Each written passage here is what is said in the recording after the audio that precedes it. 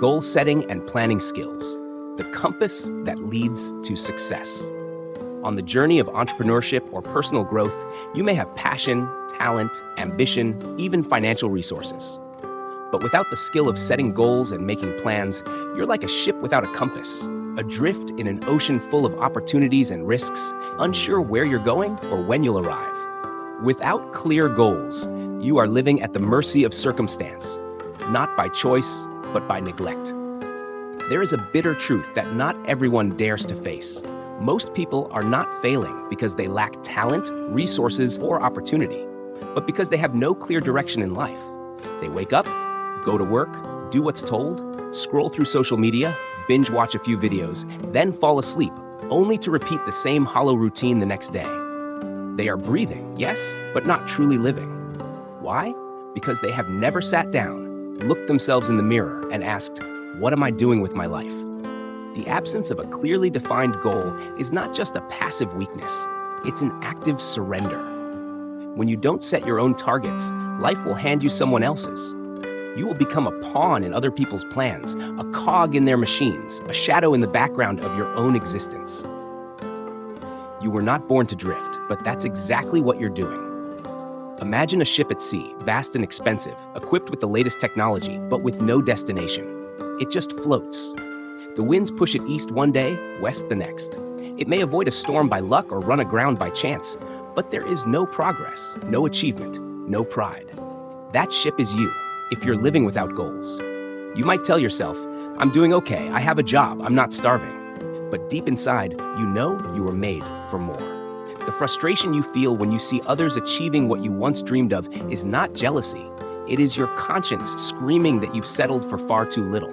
It is your dignity begging to be reclaimed. Drifting is comfortable, but comfort is a slow death. There is a false comfort in aimlessness. No goals means no pressure. No plans means no failure. No deadlines means no accountability. You can always tell yourself, "I'll figure it out later. I'm just going with the flow," or the classic excuse, "I'm still exploring." But let's be brutally honest. It's not exploration. It's procrastination. You're not going with the flow. You're letting the current take you wherever it pleases. And life's current rarely flows toward greatness. People without goals often hide behind busyness. They're always doing something, always in a rush. But if you ask them, "What are you working toward?" their answers are vague at best. They confuse motion with progress. But running in circles will never take you forward. And this is where the wound cuts deep. Because deep inside, you know you could be more. You know you have potential. You know you were meant to leave a mark, to build something, to become someone. But without goals, you betray that potential every single day. Not out of malice, but out of neglect. And neglect, when it becomes a habit, is the cruelest way to waste a life. Without direction, even strength becomes weakness. You may be smart, hardworking, disciplined, even ambitious, but without goals, all those strengths are scattered like arrows shot in the dark. They may hit something by accident, but they will never pierce purpose. Having a goal doesn't mean you'll succeed immediately. It doesn't mean life will get easier, but it does mean you'll stop being a slave to randomness. You'll stop reacting to life and start creating it. Think about it. How can you measure success if you don't even know what you're aiming for? How can you feel fulfilled if you never defined what fulfillment looks like for you? And more importantly, how can you respect yourself if you keep living on autopilot, without a plan, without a path, without a purpose? You can't. And that's why, whether you're 20 or 50, whether you're broke or wealthy, it's time to stop everything and ask, what exactly do I want out of this life? Write it down. Define it. Own it. Because if you don't, someone else will define it for you, and you may not like the destination they choose. The pain of discipline is far kinder than the pain of regret. Setting goals requires effort. It demands clarity, honesty, and commitment. It forces you to confront your limitations, structure your time, and face the possibility of failure. But it also gives you back your dignity. Every time you write a goal, you are declaring, "My life has direction. I choose my path." Every time you follow through on a plan, you're telling yourself, "I am responsible for what happens next." And that responsibility, though heavy, is empowering. Compare that to the alternative, reaching 40, 50, or 60, and realizing you lived decades chasing nothing. No personal vision, no long-term aim, just survival, distractions, and fleeting pleasures. The weight of discipline may feel hard now, but the weight of regret, that is unbearable. Regret comes when you realize you had the time, the talent, the tools, but you lacked the will. You lived years inside the same loop, watching others build while you hesitated, planned to plan, and waited for the right time. Let this sink in. Open quote. If you don't sacrifice for your goals will become the sacrifice. Close quote. And one day, you'll look back and wish you had started today. To set goals is to respect yourself. When you set a clear goal, you are not just making a to-do list. You are sending a message to the world and to yourself that you are worthy of living with intention. You are saying, I matter. My time matters. My life matters. People who respect themselves don't drift. They don't wing it. They don't let others dictate what success should look like. They define it themselves and then chase it with everything they've got. If you want the world to take you seriously, you must first take yourself seriously. That starts with a pen, a blank page, and the courage to dream again. This time, with precision. You have one life. Don't waste it being lost. You don't need to have everything figured out today. You don't need to set perfect goals, but you need to start. You need to sit down, silence the noise, and ask yourself, what do I truly want? What do I want to become? What legacy do I want to leave? Start there. Even a vague goal is better than no goal, because a vague goal can be refined. A plan can be corrected. But you can't adjust a life that's not even trying. Let others laugh at your ambition. Let them say you're too intense, too obsessed, too serious. Better to be laughed at for aiming too high than pitied for never trying. You only get one life. Don't live it as a side character in someone else's story. Write your own script, set your own goals, plan your own path. You owe it to your potential. You owe it to your dignity. But most of all, you owe it to yourself. A goal without a plan is just a wish, and wishes don't build legacies. It is not enough to say, I want to succeed. It is not enough to have ambition. It is not enough to dream. Everyone dreams. Everyone wants success, wealth, freedom, impact. But few people build the systems to make it real. And that's the difference between a person who becomes someone and a person who spends their life admiring others from the sidelines. The harsh truth? Most people don't fail because of lack of dreams. They fail because of lack of plans. They talk about the life they want, but they don't map it. They admire the successful, but they never reverse engineer how they got there. They keep saying someday, but someday becomes never. Hope is not a strategy. Wishing is easy. Planning is hard. Wishing allows you to fantasize without commitment. Planning forces you to face reality.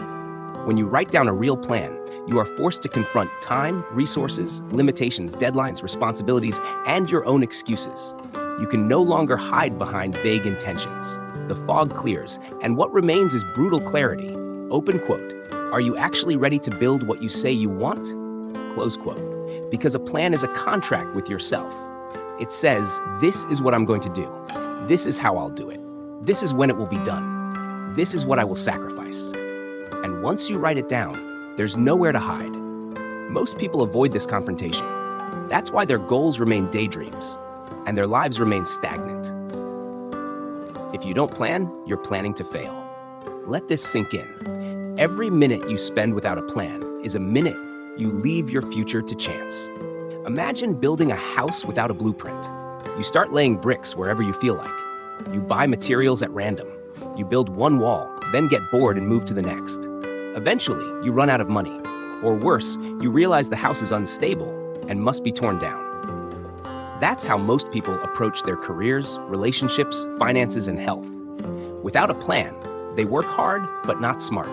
They stay busy but get nowhere. They burn energy but create nothing lasting. You don't rise by accident.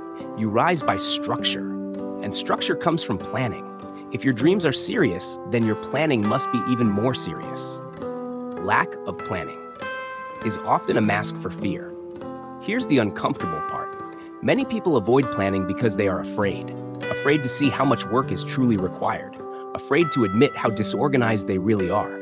Afraid they might fail even after planning. Afraid to take responsibility for their future. So they pretend to be spontaneous. They glorify chaos.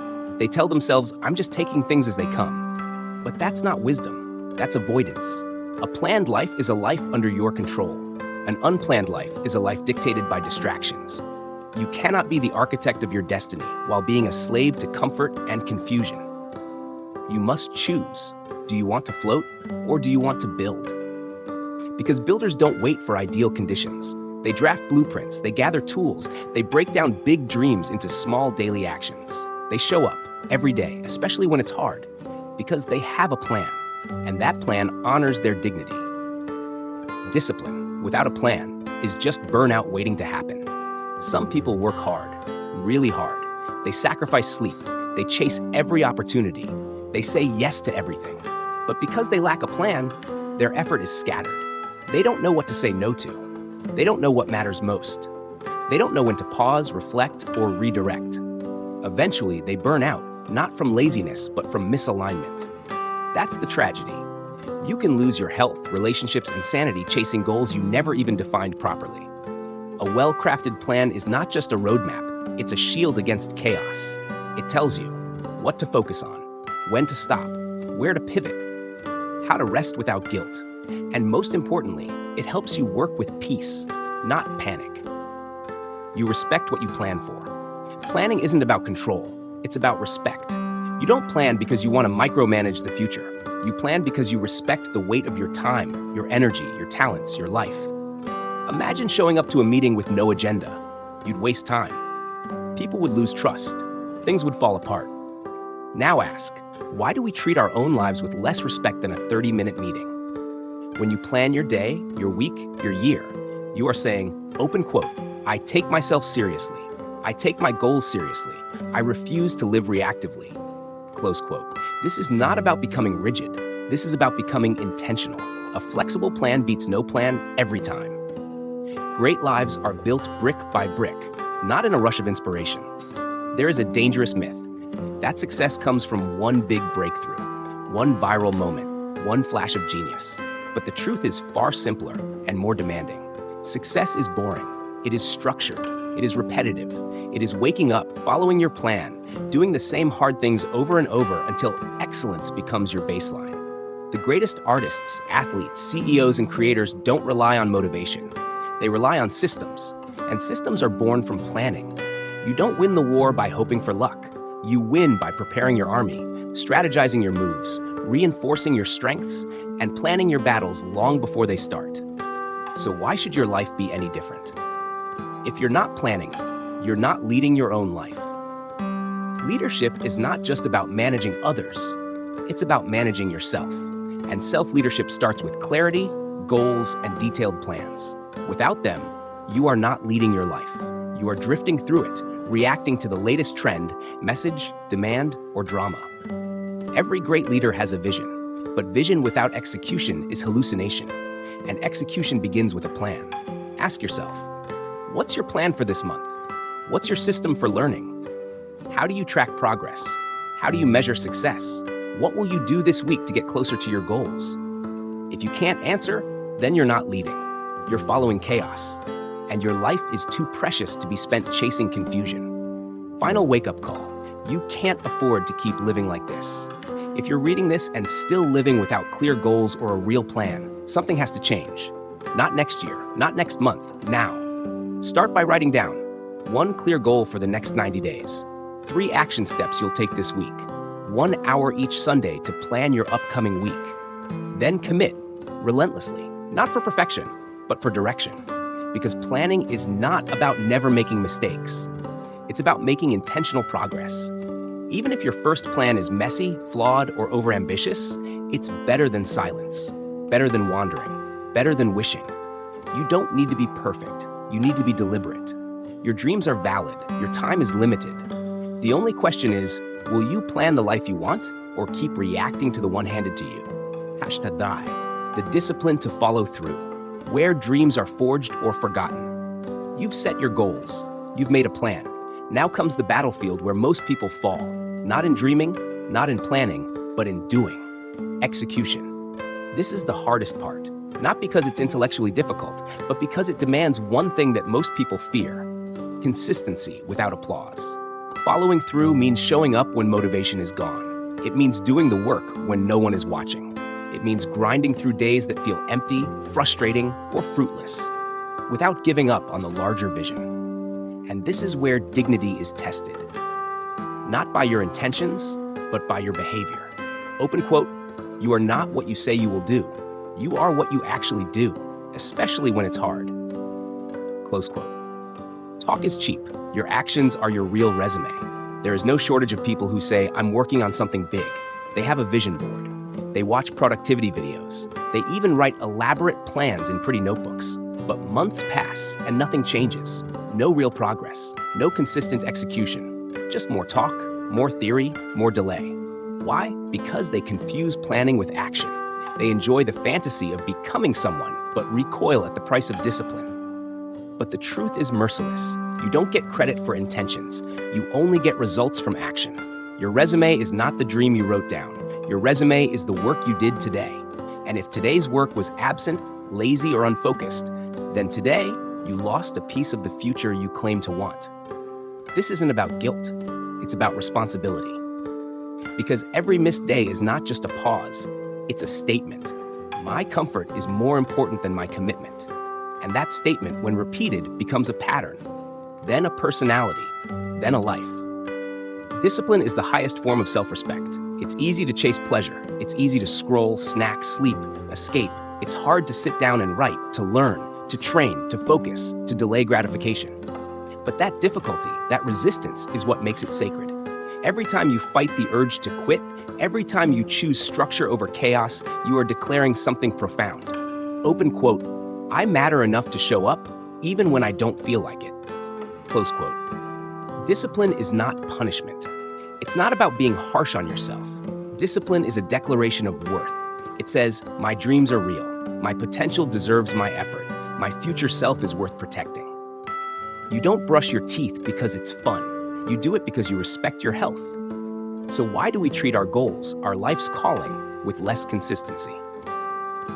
Consistency builds confidence. Quitting destroys it. Every time you follow through on what you promised yourself, you build trust with yourself. You begin to believe, I am someone who finishes. I am someone who executes. That belief becomes armor. Insecure people seek external validation. Disciplined people draw strength from their integrity. On the flip side, every time you procrastinate, you betray yourself. You send a signal to your subconscious. I cannot be trusted. I say things I don't mean. And over time, your self-esteem crumbles. Not because others judged you, but because you disappointed yourself. No one can respect you more than you respect yourself. And self-respect is earned in the quiet moments. When it's 6 a.m. and the bed is warm. When your friends are out but you stay home to work. When no one is watching and you choose to be excellent anyway. Don't let emotions dictate your execution. One of the most dangerous lies in modern culture is this, open quote, only do what feels right, close quote. That advice may work for choosing what ice cream to eat, but it is a terrible compass for serious goals. Feelings fluctuate, energy fades, motivation dies. If you rely on emotions to drive your actions, you'll quit the moment discomfort arrives. The best performers in every field, from athletes to writers to entrepreneurs, know that execution must be systematic, not emotional. They write when they don't feel inspired. They train when their body aches. They work when it's boring, when it's lonely, when it's quiet. That's how you win. Not by waiting to feel good, but by doing the right thing, especially when it feels difficult. Because consistency is not a feeling, it's a decision. Don't mistake speed for progress. Focus on momentum. Many people get frustrated when they don't see quick results. They set a goal, work hard for a week, don't see transformation, and then quit. But meaningful goals take time. They demand patience, repetition, and faith. You don't plant a seed and dig it up every day to check if it's growing. You water it, you protect it, you trust the process. Success doesn't always come in loud victories. Often, it arrives quietly, through habits you repeated so many times that greatness became normal. Focus on building momentum, not on impressing others, not on instant wins. Just do the next step, then the next, then the next. If you move one step forward every day for a year, you will be unrecognizable in 12 months. But if you move fast for 3 days, then quit for 3 weeks, you'll be stuck in the same loop forever. Silence the world, honor your commitment. The modern world is designed to distract you. Every platform, every app, every ping is fighting for your attention. And the more distracted you become, the weaker your ability to execute. To be disciplined today is to be rebellious. It is to say, I will not let the noise rob me of my destiny. So protect your time. Say no. Turn off your phone. Design your environment to support your goals, not sabotage them. And most importantly, keep your word to yourself. That promise, honored daily, will change your life. Your life's legacy will be measured by what you finished, not what you started. Starting is easy. Everyone starts, few finish. You will not be remembered for your ambition. You will be remembered for your results. The book you wrote, the business you built, the health you reclaimed, the family you led, the students you taught, the impact you made. And all of those will come, not from one burst of inspiration, but from thousands of quiet choices. Waking up early, ignoring distractions, saying no to short-term pleasure, choosing to act again and again and again. Execution is the forge where your character is revealed. So stop waiting to feel ready. Stop waiting to be in the mood. Stop waiting for the perfect moment. Open quote, just show up, close quote. Every single day you execute your plan, even in small ways, you separate yourself from the masses. You inch closer to the version of yourself that you respect, admire, and want to become. Without accountability, you're the only one to blame. And that's exactly why you keep escaping. Let's strip away all illusions for a moment. If you're constantly falling short of your goals, if you keep abandoning plans halfway through, if you set the same resolutions every year and break them by February, it's not because you're unlucky. It's not because life is unfair. It's not even because you're lazy. It's because you've allowed yourself to operate without real accountability.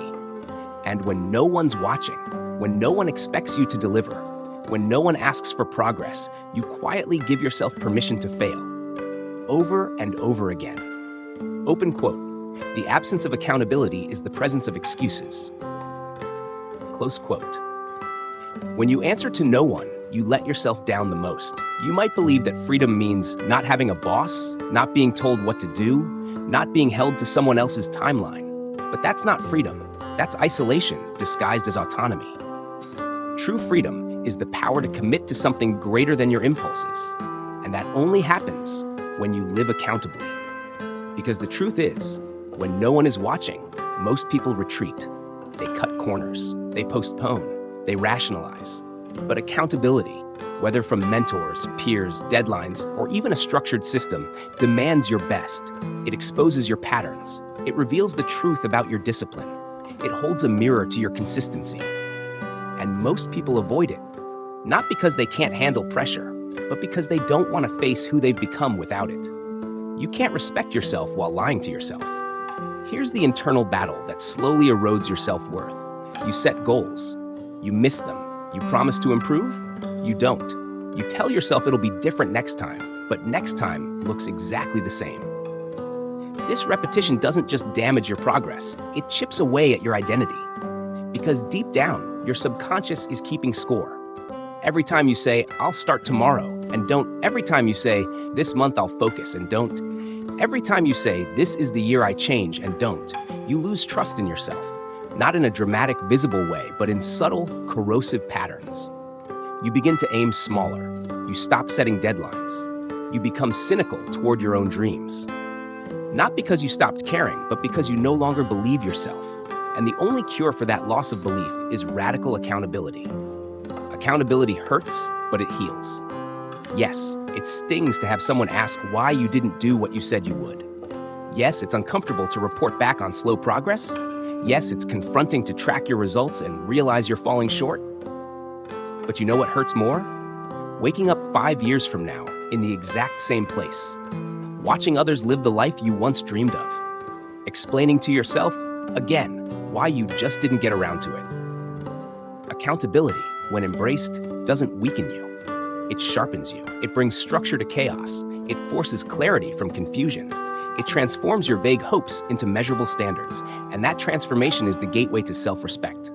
Open quote. Because when you know someone is watching, not to judge, but to remind you of your promise, you rise higher. Close quote. You stop settling. You stop drifting. You stop lying. Your standards are too low because you answer to no one. If your standards are slipping, if you've been busy but not effective, if you've been trying but not changing, chances are you've built a life where no one holds you to a higher level. And here's the dangerous part.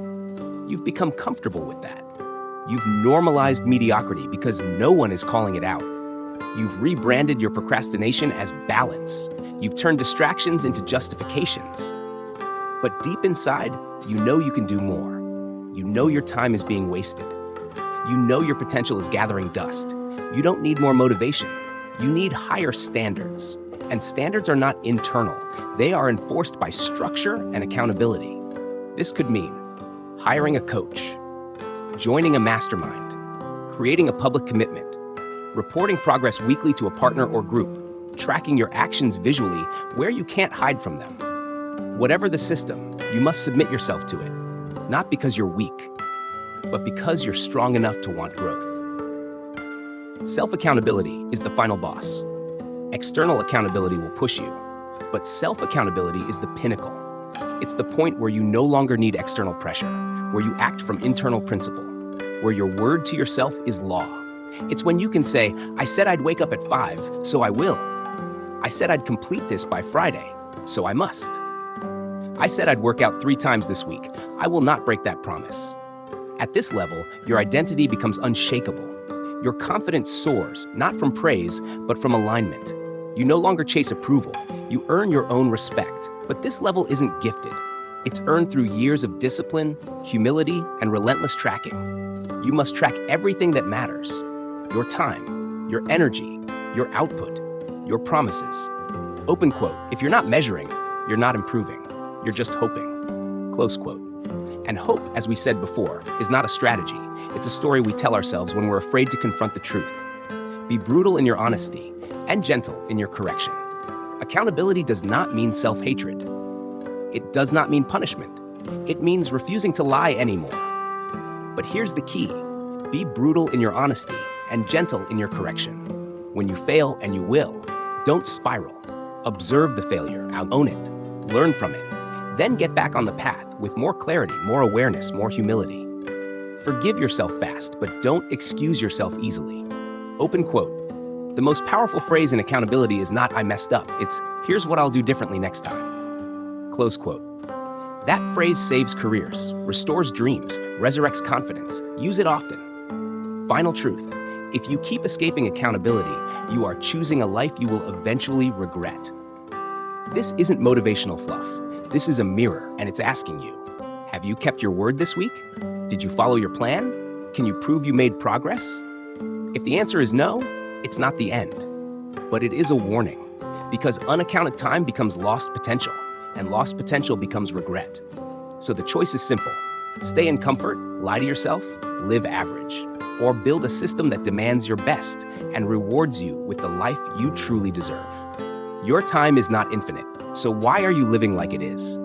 There's one resource you can never earn back, no matter how rich, intelligent, or determined you are.